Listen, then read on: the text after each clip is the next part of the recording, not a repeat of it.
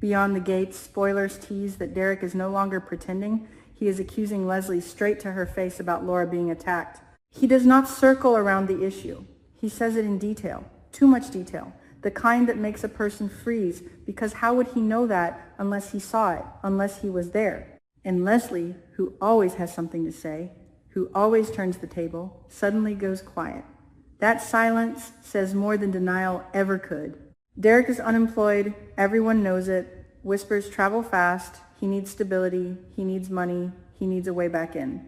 The clinic is almost ready to operate, it needs a manager, it needs structure, it needs someone who can handle pressure. In a conversation that starts almost casually but feels loaded from the first second, Leslie suggests the manager position to Eva. It sounds generous, maybe even supportive. A mother offering her daughter a stable role, but underneath it there is something else. Control, perhaps? Or an attempt to keep Eva close where she can be monitored. Eva does not jump at the offer. She smiles, polite but distant, and declines with grace. She says she has other commitments. She says she does not want to mix family with business. She says it lightly, yet firmly. She is smarter than people give her credit for. She senses that stepping into that clinic might mean stepping into chaos, into whatever storm is quietly building around Leslie. Eva avoids unnecessary trouble. She has learned that lesson the hard way. Instead of accepting, Eva offers suggestions, practical ones, about staffing, about scheduling inspections, about getting the paperwork aligned before the grand opening. She speaks like someone who cares about the success but does not want to be tied to it. Leslie listens, but her face tightens. It is not the reaction of a proud mother. It is irritation. She wanted agreement, not advice. The clinic renovation is done, walls painted, equipment installed, everything looks ready, yet the final procedures are dragging. Leslie is being pressured to finalize permits and approvals so the place can legally open its doors. Time is ticking. Investors are impatient. The reputation of the family is hovering in the background like a silent judge. One crucial step remains, scheduling the fire department inspection. Without that clearance, nothing moves forward. Leslie tries to handle it herself, calls, leaves messages, rearranges appointments. She is determined to prove she can do this without relying on anyone. Then Derek steps in. He offers advice, not gently, not kindly, but in that way that feels like he is testing her. He mentions specific requirements, mentions spacing regulations, mentions emergency exits and compliance codes as if he has studied the file. Leslie does not appreciate it. The tension between them is visible, thick in the air. She does not like that he knows so much. She does not like that he stands there like he has leverage. And then he says it. He accuses her of knocking Laura down. He does not just say it happened. He describes it. He talks about the motorcycle, about the angle of the impact, about the speed, about the way Laura fell. It is disturbingly precise. It sounds like testimony. Leslie's face drains of color. She does not shout. She does not deny. She just stares. That pause, that long breath she takes, it is almost an admission without words. Derek watches her closely. He knows he has hit something real. Leslie walks away abruptly, refusing to continue the conversation. Pride wounded, anger rising, fear creeping in. Eva later approaches Derek. She tries to mediate, tries to calm whatever's happening before it explodes publicly. She asks him to help the clinic. She knows he needs a job. She knows the clinic needs someone competent. Derek hesitates. He does not want to deal with Leslie. He makes it clear that if he agrees, there will be conditions.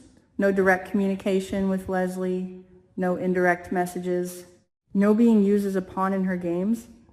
It is a strange demand considering the clinic is Leslie's project, but Derek insists he will help with logistics, with inspection coordination, with structural compliance, but he will not speak to her. It is control from his side now. Reluctantly, he agrees. Maybe he sees this as leverage. Maybe he sees it as protection. Or maybe he truly wants to see the clinic succeed for reasons unrelated to Leslie. But the condition stands, and Eva accepts it because she sees no other immediate solution. Meanwhile, Leslie decides to take another route. If the clinic needs proper authorization, she will go straight to the police station and request necessary documentation, perhaps hoping that Elon will smooth the process. She believes connections matter. She believes influence still works in her favor. She approaches Elon with confidence, though it is slightly forced. Elon listens but does not promise anything. He brings up Eva and Isaiah, hints that relationships are fragile, that nothing guarantees long-term loyalty. It sounds like a warning disguised as small talk. Leslie wants support, not philosophy. Elon tells her plainly that he cannot guarantee special treatment. If she needs fire clearance, she must go to the fire department. Procedure is procedure. It is not a refusal drenched in hostility. It is simply a boundary. Leslie does not take it well. She leaves the station angry, her heels echoing sharply against the floor, muttering that Elon will regret not backing her. She expects loyalty. She expects favors.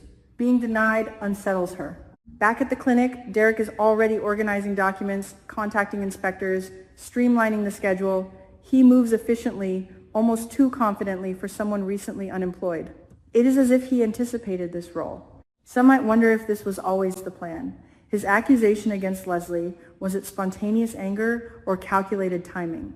By cornering her with the Laura allegation, he gained psychological advantage. She is rattled, she is distracted, and in that space of vulnerability, he inserts himself into the clinic operations.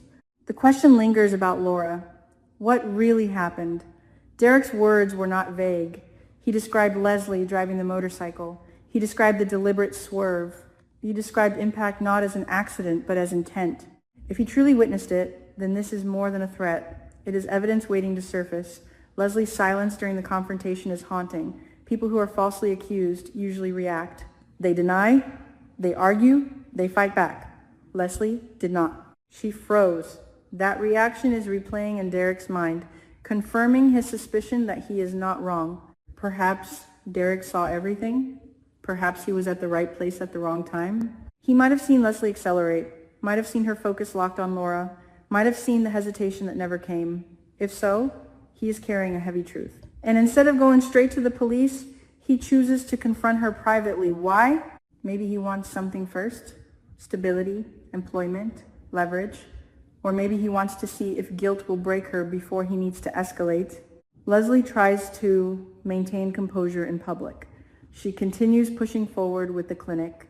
She schedules the fire inspection as instructed. She gathers forms, signs documents, makes calls. But underneath, there is tension building. Every time she sees Derek's name on a report, every time she hears someone mention compliance, she wonders if he will say more, if he will expose her. She cannot confront him openly because that might force the issue into daylight.